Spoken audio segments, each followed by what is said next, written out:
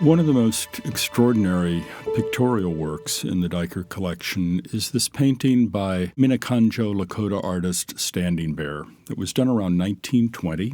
It's painted on muslin, dramatic in its scale. It's 3 feet high and over 8 feet long, drawn in pencil and ink and then filled in with watercolor. And it depicts one of the great episodes in American history of the West that has become almost mythic in America, and that is the Battle of the Little Bighorn, which took place in June of 1876 when a combined force of Lakota and Cheyenne destroyed the force of General George Armstrong Custer when he attacked their village on the Little Bighorn River in Montana.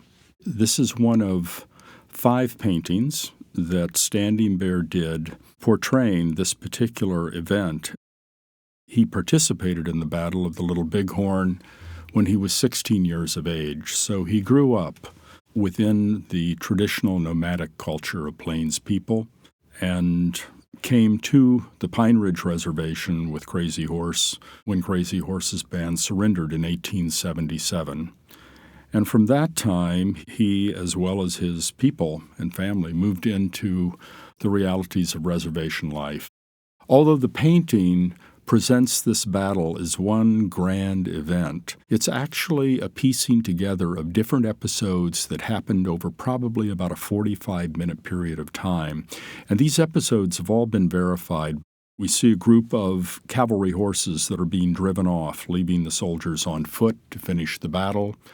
Towards the middle, there is a group of soldiers that are running towards a ravine, and there they were overtaken and killed. A group of soldiers are trying to ride away, and interestingly, they're firing their guns into the air. They're not shooting at anyone, and there's a sense of panic and confusion. The center of the painting shows Custer and the remaining group of forces, surrounded by native warriors coming in on all sides. There are 2 small episodes in this painting that bring the viewer away from the grand scale of this battle into something that is personal. In the lower left, there is a man who's on horseback. He's leaving the battle with a dead or wounded comrade over his horse. The man has slipped his headdress off. It's hanging to his back. He's finished with the fight, and he's bringing his comrade back to the village. On the far right, there is a depiction of a Lakota healer offering perhaps water to a wounded comrade, and he's in the act of singing. Standing Bear was producing works intended for sale based on the tradition of warrior autobiographical art, where men depicted their exploits in battle on painted robes. We also know from Arthur Amiot, Standing Bear's great-grandson, that Standing Bear, in the tradition of the Lakota, used these paintings to pass down the history of his own life and that of his people.